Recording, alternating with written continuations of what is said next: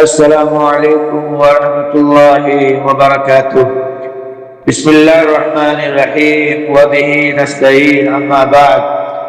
میرے دینی اور ملی بھائیوں، آج کی نشست کا موضوع ہے محبت نبی صلی اللہ علیہ وسلم اور میلاد نبوی۔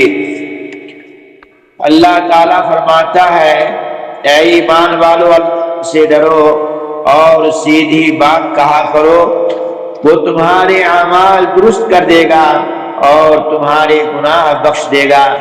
اور جو شخص اللہ اور اس کے رسول کی اطاعت کرے تو یقیناً اس نے بڑی کامیابی حاصل کر لی۔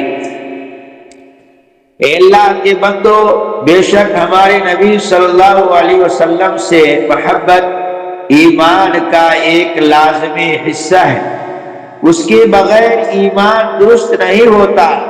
آپ صلی اللہ علیہ وسلم کی محبت دین اور ایمان ہے، جبکہ آپ صلی اللہ علیہ وسلم سے بغض نفاق اور کفران نعمت ہے۔ اسی لیے جب حضرت عمر رضی اللہ عنہ نے رسول اللہ صلی اللہ علیہ وسلم سے عرض کیا، اے اللہ کے رسول صلی اللہ علیہ وسلم، آپ مجھے ہر چیز سے زیادہ محبوب ہیں سوائے میری اپنی جان کے، تو نبی اکرم صلی اللہ علیہ وسلم نے فرمایا، نہیں، اس ذات کی قسم جس کے ہاتھ میں میری جان ہے، جب تک میں تمہارے اپنی جان سے بھی زیادہ محبوب نہ ہو جاؤں۔ قال اللہ تبارک و تعالی، قل ان کنتم تحبون اللہ فاتبعونی یحببکم اللہ وَيَغْفِرْ لَكُمْ ذُنُوبَكُمْ وَاللَّهُ غَفُورٌ رَحِيمٌ۔ اللہ تعالیٰ نے فرمایا، اے نبی صلی اللہ علیہ وسلم، آپ کہہ دیجئے، اگر تم اللہ سے محبت کرتے ہو تو میری پیروی کرو، اللہ تم سے محبت کرے گا اور تمہارے گناہ بخش دے گا، اور اللہ بہت بخشنے والا، نہایت رحم کرنے والا ہے۔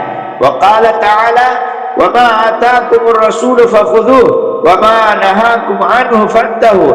اللہ تعالیٰ فرماتا ہے، رسول صلی اللہ علیہ وسلم تمہیں جو کچھ دیں اسے لے لو، اور جس چیز سے منع کریں اسے باز آ جاؤ۔ قال النبی صلی اللہ علیہ وسلم، کل امتی يدخلون الجنة الا من ابا۔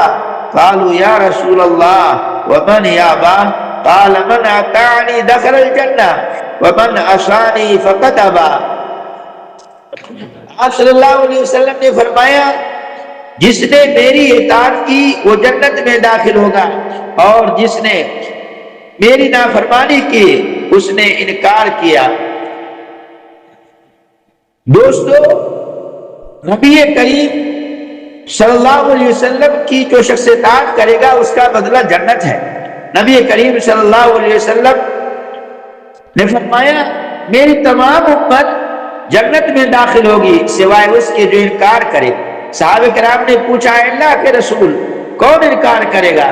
تو اللہ کے نبی صلی اللہ علیہ وسلم نے فرمایا، جس نے میری اطاعت کی وہ جنت میں داخل ہوگا، اور جس نے میری نافرمانی کی اس نے انکار کیا۔ قال اللہ تعالی، لقد كان لكم في رسول الله اسوة حسنة لمن كان يرجو الله واليوم الآخر وذكر الله كثيرا۔ ہمارے لیے رسول اکرم صلی اللہ علیہ وسلم کی ذات میں بہترین نمونہ ہے۔ آپ صلی اللہ علیہ وسلم نے جو کام کیا ہم اسے کریں، اور جس کام کو آپ نے چھوڑا ہم اسے چھوڑ دیں۔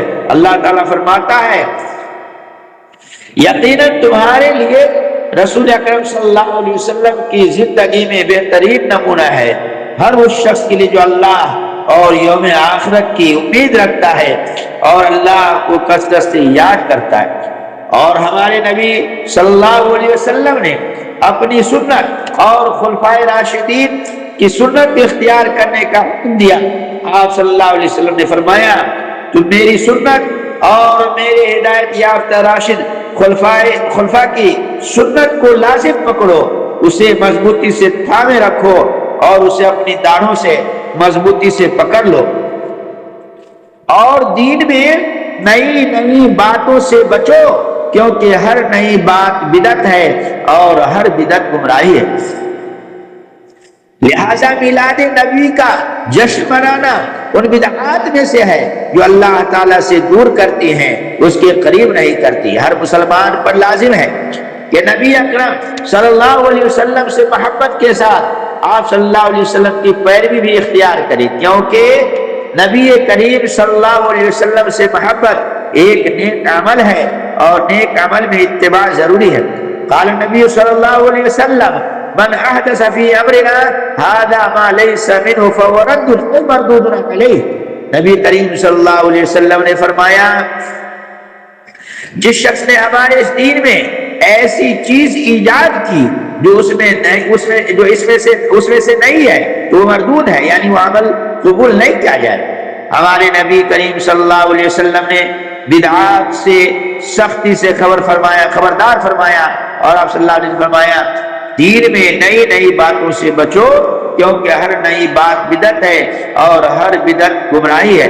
بس دین میں وہ ہر چیز جو بعد میں ایجاد کی گئی اور نبی صلی اللہ علیہ وسلم نے اسے نہیں کیا، اس کا کرنا بدعت ہے۔ جیسے نبی صلی اللہ علیہ وسلم کی ولادت کی خوشی میں میلاد کا جشن منانا، اور اس لیے بھی کہ اللہ عز و جل نے ہمارے لیے دین کو مکمل فرمایا ہے، لہذا کسی شخص کے لیے جائز نہیں ہے کہ وہ دین میں ایسی چیز کا اضافہ کرے جو دین کا حصہ نہیں۔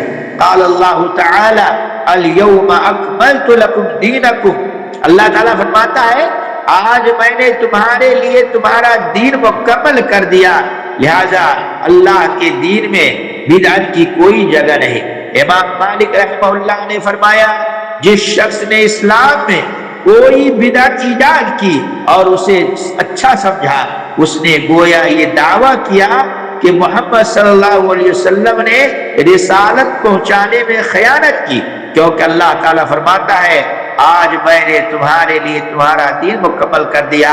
پر جو چیز اس وقت نہیں تھی آج بھی دین نہیں ہو سکتی۔ اس لیے بھائیوں دین میں نئی نئی چیزوں کو ایجاد کرنے سے بچیے، اس لیے کہ دین وہی ہے جو اللہ کے نبی صلی اللہ علیہ وسلم پر نازل ہوا۔ اللہ تعالیٰ سے دعا کرتا ہوں اللہ تعالیٰ ہم تمام مسلمان بھائی اور بہنوں کو ان ساری باتوں پر سن کر عمل کی توفیق عطا فرمائے اور خرافات و بدعات سے بچائے، آمین۔ وصلی اللہ علی نبینا محمد۔